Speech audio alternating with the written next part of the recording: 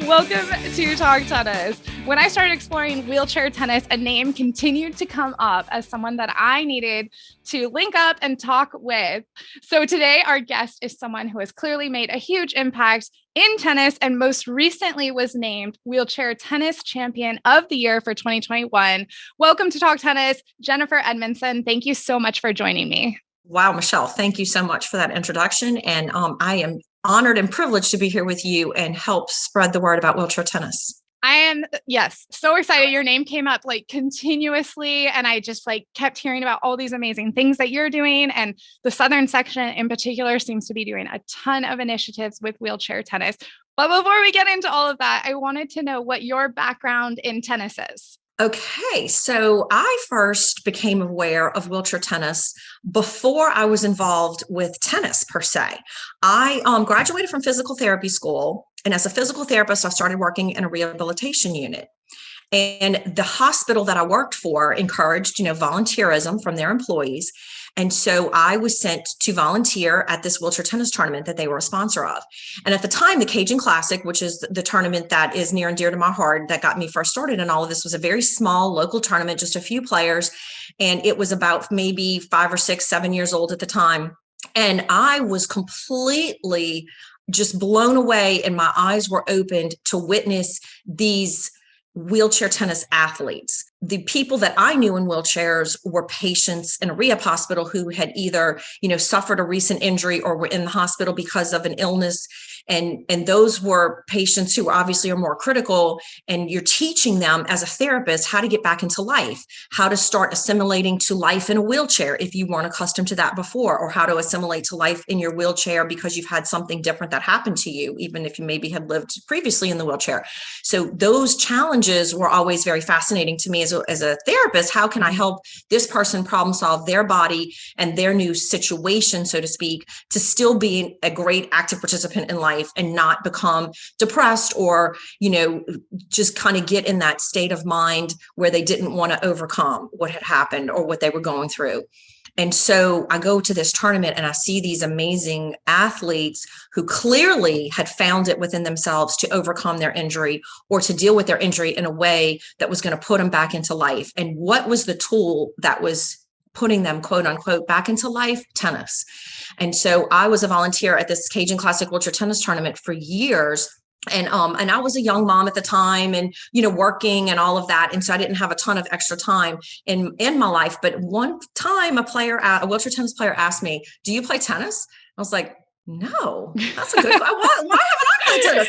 And so once my kids got into school, I did the whole, traditional ladies tennis thing and became just an avid, I was on 47 teams and, this night and that night and all of that, and going through the ranks. Started out as a 2-5, taking my little lessons with my group of girlfriends, and realized why then it kind of became full circle for me.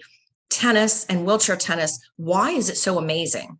And there's so many reasons why tennis is so amazing. Oh my gosh, that's awesome. It's funny because before I do my research on you guys and like do a quick Google, and like for whatever reason, I had it in my head that you were like a former pro player and like no, I started tennis right before I turned 40. So I was like a latecomer, to the game. And I did like, a lot of my other girlfriends, it's like you're looking for something that can be a social outlet, an active outlet, a little exercise, little, dinner after a great season kind of a thing, with girlfriends. And then of course that competitive bug takes you. But yeah, so, that's why tennis is always referred to as the sport of a lifetime. I picked it up even that late in life and did my little lessons every week and, worked my way up the little ranking system. So pro, no.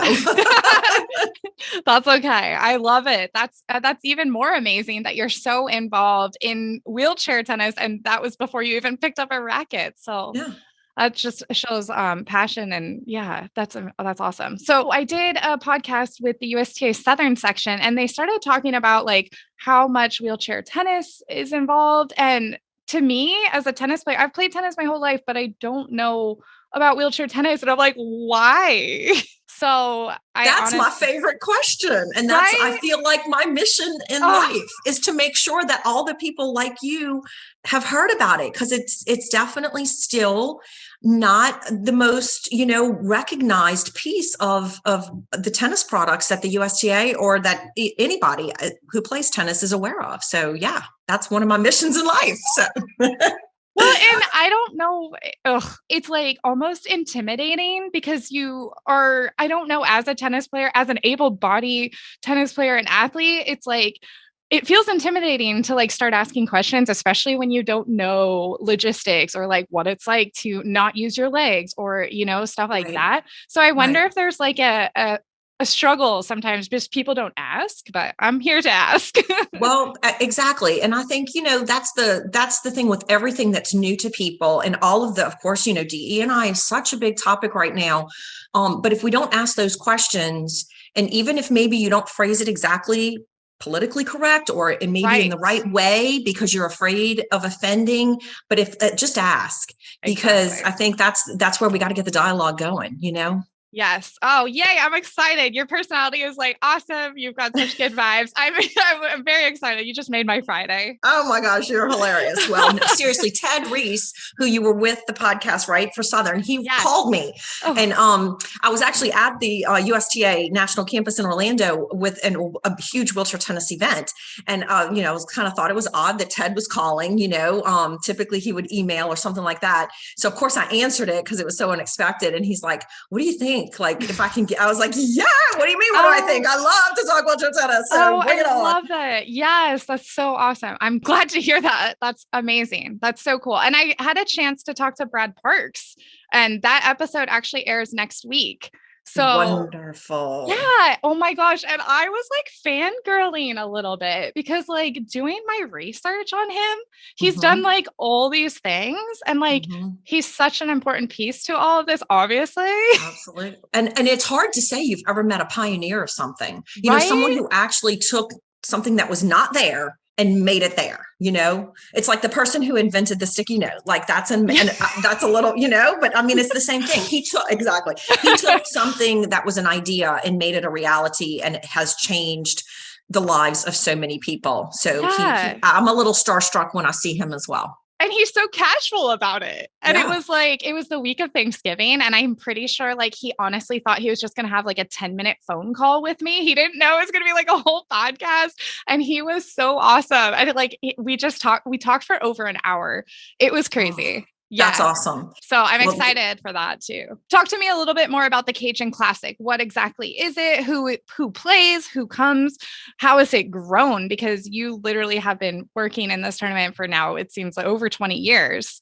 Yes, it has. Since 1994, it was my first tournament. So we're coming up on 30 years. Oh my gosh. So it started out as a little local tournament, and it does have a wonderful story as a beginning. There's a tennis pro who her relative was injured in a car accident on senior prom night, and her life was changed by that accident. She became a quadriplegic and was in a wheelchair. And so here's this tennis pro, and this is kind of in the Brad Parks time, in the 80s when he invented the sport, really literally invented the sport.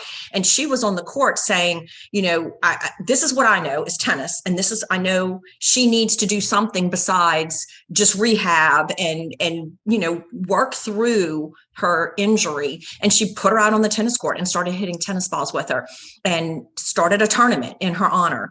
And so we were very proud at the Rehab Hospital to become a sponsor of that and bring it to Baton Rouge and start to grow it. And so we started out, like I said, with a few players, and over the years, the tournament decided, we wanted to increase our level of sanctioning. So we moved up the ranks through the USTA level of sanctioning. And then there was this International Tennis Federation that adopted wheelchair tennis under their, entity, wheelchair tennis became part of the ITF, and they started sanctioning events, so then it was a different world-class sanctioning now.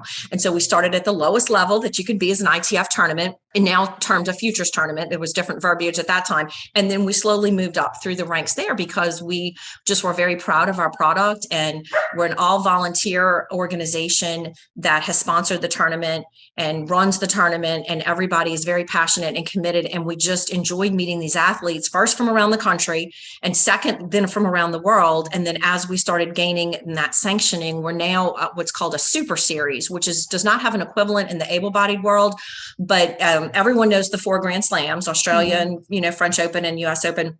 And so there's wheelchair tennis at all 4 slams now, which used to not be the case. And then right under that, on the able-bodied side of the house, you have tournaments like maybe say Indian Wells, Miami, those big tournaments. And so that's what's the wheelchair tennis world equivalent is a super series, they're called. Okay. And there's 6 of them in the world.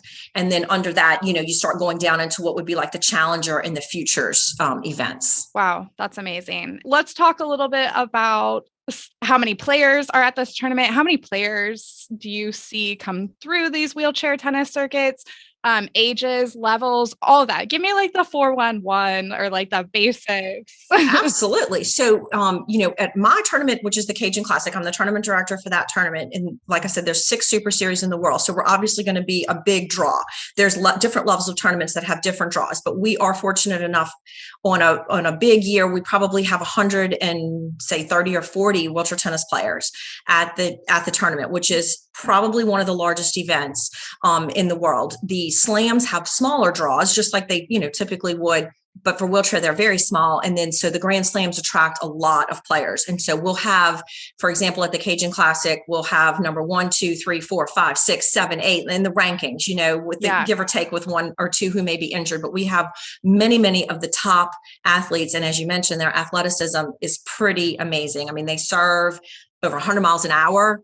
They typically, the only rule difference between able-bodied tennis and wheelchair tennis is the fact that they get 2 bounces.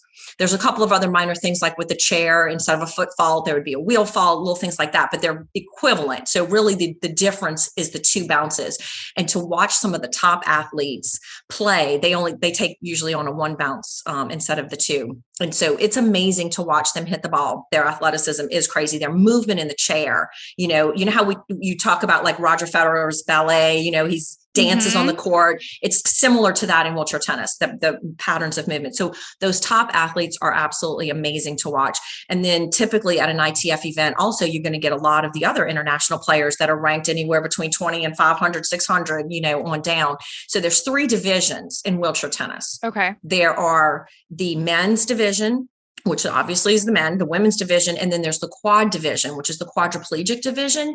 And that is encompasses both men and women who, because of the injury, are classified into that group. So to be in the quad division, you have to have 3 of your 4 limbs or more involved. So in the men's division and the women's division, typically those are injuries that are below the chest. Both of their arms are typically intact and quote unquote effective, and they're able to use those. Some people have a little bit less in their trunk. Somebody might be an amputee, for example, but the quad division, they either have 1 or both arms also involved. And so a lot of those athletes will actually tape the racket to their hand because their hand function is limited.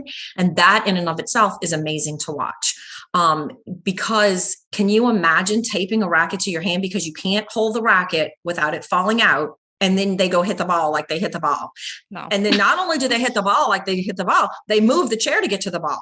And unless you've sat in a chair and tried to move that chair on the court and hit a ball at the same time, it is crazy hard. So again, the way that they figure out their bodies and how to work things is amazing to me. But back to your original question. So we have all of those divisions, we have all of those players, and then most of the tournaments that are held in America also have the amateur side of the house, which is the players like me and you. We want to go play a tournament for fun. We want to get some friends together and go, or maybe a little bit more of that competitive bug. I want to be number 1 in the B division. I want to be number 1 in the A division. So I'm going to seek out those bigger tournaments to get those bigger ranking points. Or I'm just going for fun because it fits into my schedule and I'm happen to be off that weekend, all of and all of those reasons in between. But again, wonderful, wonderful, amazing amateur players, like a player who you would consider to be a 3.0, 3.5, 4.0, 4.5. We have a different system in the wheelchair tennis world. It's A, B, C, and D. Okay. And then we have all the way to beginners, people who have never played a tournament before, like you would say the 2.0s going to their first day tournament.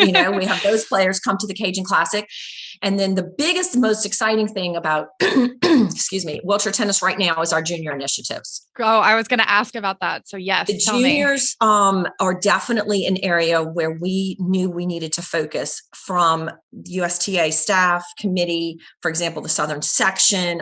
We have really focused on growing the junior space because that's the wave of the future. And we kind of started looking at numbers. And again, not that you want to look at numbers specifically, but numbers are telling. And we realized our junior numbers were getting lower and lower. We didn't have a junior team go to the World Team Cup, for example, which is the wheelchair tennis equivalent to the Davis Cup and Fed Cup, or Billie Jean King Cup now. And so we decided to put a ton of effort and grant funds and just really start looking at that. And so I'm so excited. The Cajun Classic is coming up in 9 weeks, 8.5, but who's counting? And we have 10 juniors coming so far. That's a huge draw for a wheelchair tennis tournament, where typically, I think in 2019, which was, right before the pandemic, we had, I think, one tournament that hosted several juniors, and that was all the whole year. So to have these numbers growing in the junior space is amazing. So there'll be an 8-year-old at the Cajun Classic. Gosh. So you asked like age, we're going to have an 8-year-old, and then we're going to have Mr. Pat Mulvihill, who is a World War II veteran who comes to play, who lost both of his legs. I'm sorry, not World War II, excuse me, Vietnam veteran, World War II veteran, maybe not playing tennis right now. Senior circuit?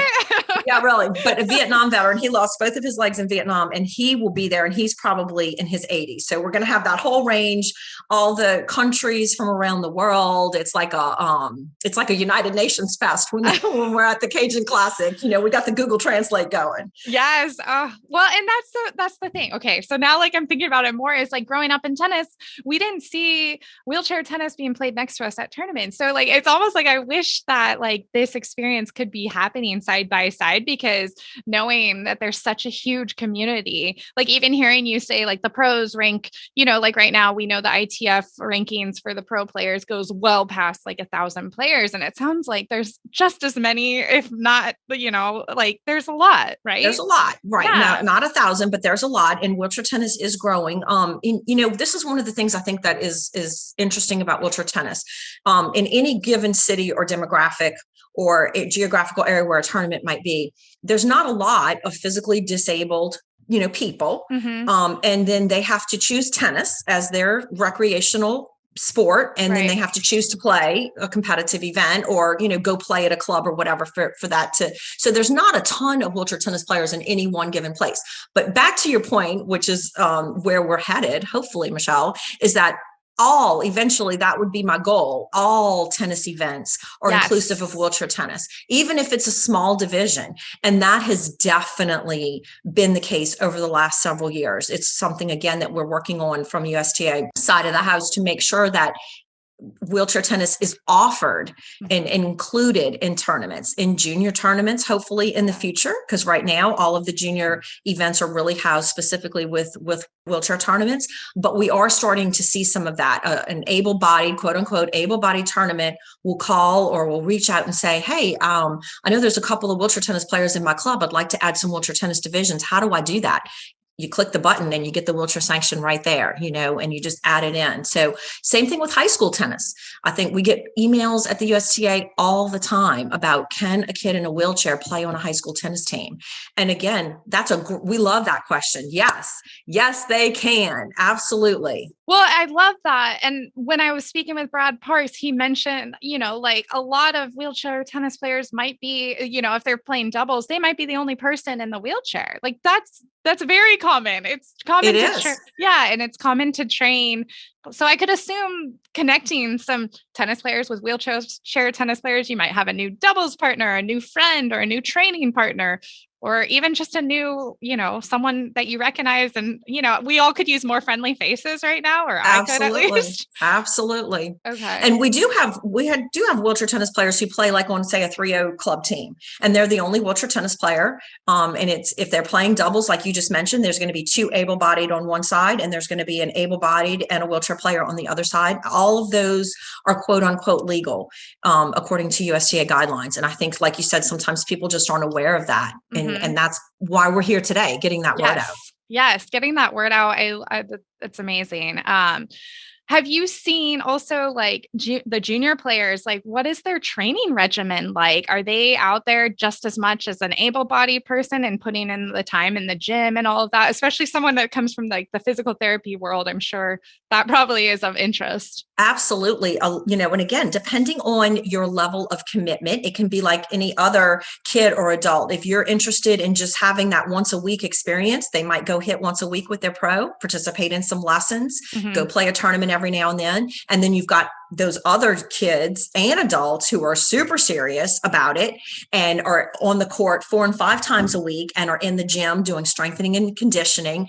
The whole other aspect of wheelchair tennis, that back to the slams and the high performance, like the World Team Cup players, there's Team USA, for example, that we send to World Team Cup, and they represent the United States there. Paralympic teams, which is the equivalent to the Olympics. If people aren't aware of the Paralympics, all of those high performance athletes, a lot of them do actually play for a living. They're sponsored by different, Nike and different entities that sponsor players. They win prize money at all the tournaments that they go to, and that's how they make their living, so to speak. And then also, there's those ones maybe not quite there yet to have a Nike sponsor, but who are sponsored by Team USA and are able to practice, 5-7 days a week. There's actually at the USTA national campus now, wheelchair tennis has been integrated into player development. Wow. And so you might see, Cici Bellis or, one of the names in American tennis. And then there's our Dana Mathewson, who is in the top 10 of the women right now. She's a wonderful USA representative for us. And she's right there training at the USTA, PD complex. And she's working with the nutritionist and the mental, or the strength and conditioning and the mental, the sports psychologist, I guess, whatever. But she has been, embraced, and she's not the only one that has been there, and hopefully will go there. So there's definitely the gamut. I love that. That's amazing. Also, I wanted to bring up, because I'm learning as I go, it sounds like the University of Alabama has like an amazing wheelchair, or not just tennis. It's like an amazing facility for wheelchair athletes, right? Absolutely. They do. They are, they're the leader for sure in the collegiate space in adaptive sports, wheelchair tennis for sure. Many universities have adaptive sports programs.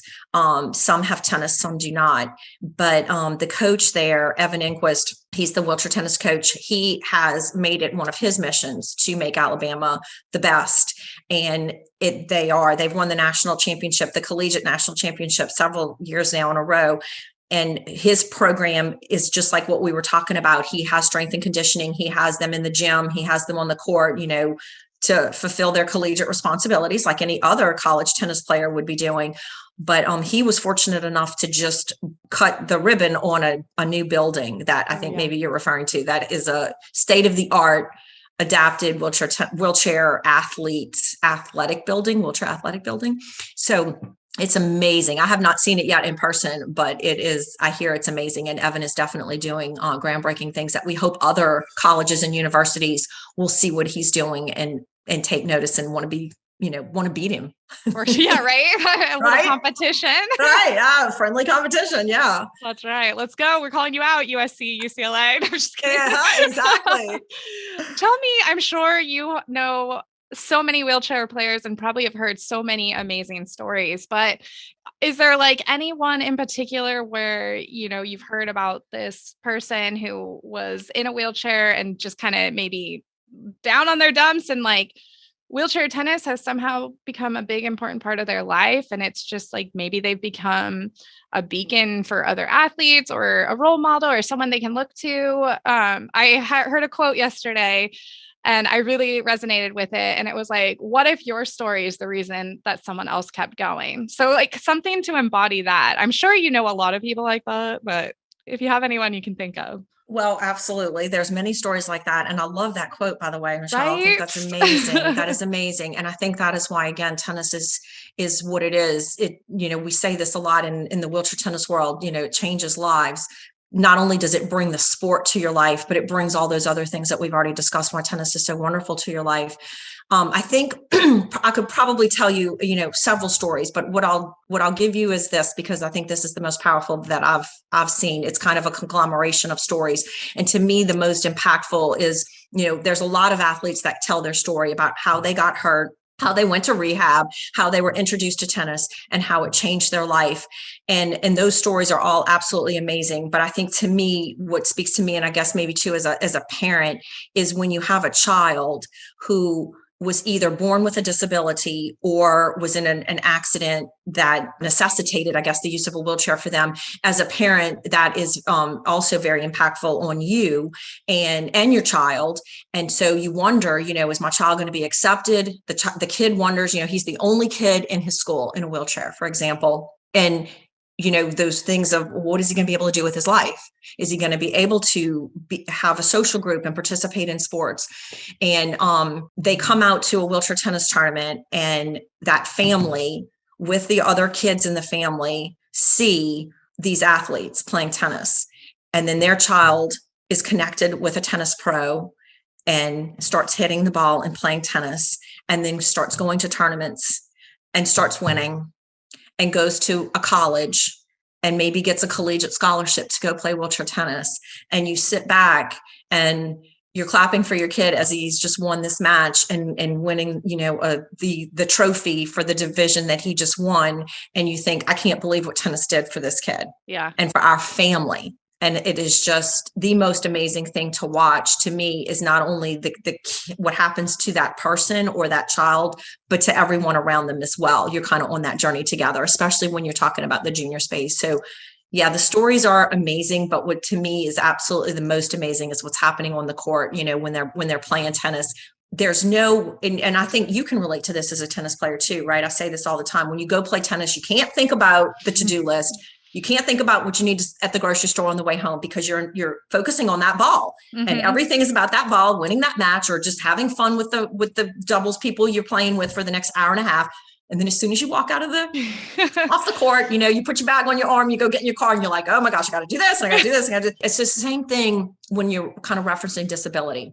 The wheelchair tennis player goes on the court. There's no wheelchair. It's just the yellow ball. Everybody's fighting to win that last point. And that's, I think, what tennis brings. That is something that that's that inexplicable value that until you kind of see that and somebody get that and you realize that that's what tennis just did for this person who is in a wheelchair, that's what makes it so amazing. Yes. Oh, that's awesome. I get like chills hearing you say all that. That's so good. You could be having the worst day ever, but like the second you get on the court, like that's your safe haven, or that's like nothing else matters. Just hit the ball. Right. So. And the wheelchair is such a big factor too. If you live in a wheelchair, that it's a big factor of your life. It affects your mobility, your accessibility. Can I get into that building, or do I have to go all the way around because the ramp is over there? And, when I get into that space, am I going to be able to, maneuver? So all of those physical barriers and just things that physically disabled people have to face when you go on the tennis court, that's not there. It's yellow ball, it's win the point, it's doubles fun, it's high-fiving, it's just fun. Absolutely amazing. Are there any players that we should be, keeping an eye out for? Australian Open is coming up. That's the other thing is like, like I said, we kind of hear about like, oh yeah, there's wheelchair tennis at the Australian Open. It is a little bit harder to access on TV. Do you know if there's like a way to like stream the wheelchair matches, and which players should we be looking out for, and any insights on that? Yeah. So the slams for sure, they're becoming, we can find them on ESPN. I know the US Open, for example, you can find on ESPN different channels on the internet. Okay. A lot of the bigger events will stream. Sometimes it just depends on if they have that capability. Like, for example, Evans facility in Alabama, like we mentioned, he plays his ITF and USTA tournament at the campus. And so there's live streaming on every court, so it just depends on the facility and the level of event. But the slams are becoming more and more accessible. I know for sure on ESPN, I'm not the biggest authority on that, but I know you can find them if you Google wheelchair tennis live streaming at the Australian Open, for example. You'll be able to find that there. But as far as athletes to watch for, Dana Mathewson is definitely one in the women's division, and I don't know if she's going. I'm sorry, I don't know if she's going to the Australian Open or not. But and then we have a couple of up and coming men in the wheelchair tennis world who probably are not going to be at the Australian Open either. Yeah, this is not something I can really speak to 100%. That's okay. That's totally fine. And I know BNP Paribas is a big tournament that also includes wheelchair divisions, I think, right? Well, actually, Indian Wells does not include wheelchair divisions, but Indian Wells has historically hosted a wheelchair tennis event at a different time of year than the BNP. But due to COVID, of course, it hadn't happened in the last year or so, and it didn't happen this spring. But hopefully it'll be back. And yes, a beautiful venue there. Yes. But we have a lot of great juniors to watch out for. I can't, off the top of my head, I can't tell you who's ranked what or whatever. Do we have live streaming for the Cajun Classic? We do not. We'll get there. We'll have to get there. Yeah, we have had in the past. I don't have courts that have that capability. I have to bring in a completely outside entity to do that. It's very expensive. So we have to get a sponsor maybe for that, and we can live stream from the Cajun Classic for sure. Well, you never know who's listening. Well, yeah, and that's the truth. But yeah, the players love that because then, their families back home, especially at an event like the Cajun, where they could be from all over the world, they get to see them play because, most of them are out playing the quote unquote circuit, and they're gone for a while. And so it is nice to be able to offer that live streaming. So yeah. I feel like the Cajun Classic, like I obviously have not been, but just hearing the name and like Baton Rouge and everything, I'm like, I feel like it's just probably good vibes around. Everyone's just excited to be there. It might be a little intense and competitive, but who doesn't love that? Well, this is what we say about the Cajun Classic. We are from the South, so we're very touchy-feely, all about the food, all about the, the social part of it too. Of course, everyone's there for the tennis. And so that is a very serious part of it. And we do have some, wonderful competition, but we like to call it the family reunion.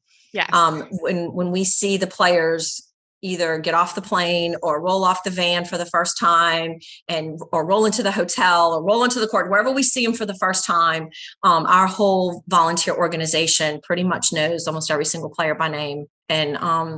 And that's what we like to call it. It's how's your mom? How's your dad? Did your wife have the baby? Oh, we saw that you had a little girl. We're so happy for you. Or we saw that you won, doubles at the Australian Open, which will be the slam right before the Cajun Classic. So we are very proud to say that we have a very family oriented atmosphere. We have a crawfish boil, of course, for the player party, because let's face it, we're in Baton Rouge. Can't say everybody loves the crawfish, but I can say everybody tries. But yeah, we do try to have not lose that, even though we have a very professional event, we want to keep that family thing because that's how it started and that's how it'll always be for us here at the Cajun. So amazing. That sounds so maybe fun. We'll get you out, Michelle. I know. Trust me. I'm already like, okay, maybe I'll take a week off and go check it out. That sounds amazing. Oh, maybe you could commentate a match if I get it on live stream. Oh, yeah. Okay. Now we're talking. We have some talented video people in this company. So we might maybe offline we'll have to see what kind of budget we're looking at and what we could do potentially because when we have done it in the past, the commentating makes it. And I don't know if you've ever watched, for example, we just had the event, the Masters, the ITF Masters event was held in Orlando back in October, November. And one of the actually ex-top major USA player, Paul Walker, was one of the main commentators, and he brings in different people to commentate with him throughout the week. But his commentating is to me, it's so special. It's just like watching the McEnroes commentate on the able-bodied side. It really brings that personal level and those little comments here and there that make you pay attention to the match. So we'll have to get you commentating on at the Cajun Classic, girl. Wouldn't that be amazing? You and I can do a match together. Yes. Oh, okay. We're like, I'm into manifesting, so we're putting it out there. We're going to make this happen. Like no more just saying like, oh yeah, that sounds great. No, that sounds amazing. I would love to. Yes. Yes. Yes. What else? Is there anything else? I mean, you've been so lovely to chat with and your whole just outlook on everything is so amazing, but is there anything else that our listeners should know? What sort of resources can we share with them, whether they know someone that's in a wheelchair and like might really do well with a wheelchair tennis program, or if they want to volunteer at something like the Cajun Classic or their local USTA wheelchair tennis group? All of the above are opportunities, like you just said. What I would challenge everyone to do who's listening to this podcast today is, if you know someone who's in a wheelchair, or you know someone who has a child in a wheelchair, invite them to come out to your tennis club. Invite them to come and hit with you. It starts the same for all of us, right? No one can hit the ball at first. It starts with tossing a ball. It starts with just little mini tennis, just hitting. I would encourage everybody to take that challenge. If you know someone who could potentially want to play tennis, whether it's just play for fun or could potentially be our next Paralympian, invite them, because they might not know it exists either. How many, the flip side of that conversation we had earlier, there's a lot of parents and people who are disabled who say, I had no idea wheelchair tennis was a thing. I had no idea I could play tennis. So that's number one. Number two, I'll say to all the tennis pros listening out there, if you have a wheelchair tennis player who comes out to your club, again, start tossing the ball, start hitting the ball. You don't have to be a certified pro to start someone in a wheelchair playing. There's a lot of things I think that can be intimidating maybe about wheelchair tennis. People hear, oh, you have to have a special sports chair. And it is important to have a tennis wheelchair, but you also can get that later. If somebody's interested in hitting a tennis ball and you're a tennis pro, hit with them. Yeah. And problem solve through it. It's not that different from able-bodied tennis. And when you start getting into that higher level, of course, there's, a lot of tennis professional specialization and certifications in wheelchair tennis, and the movement and the wheelchair and all of that becomes such a bigger thing.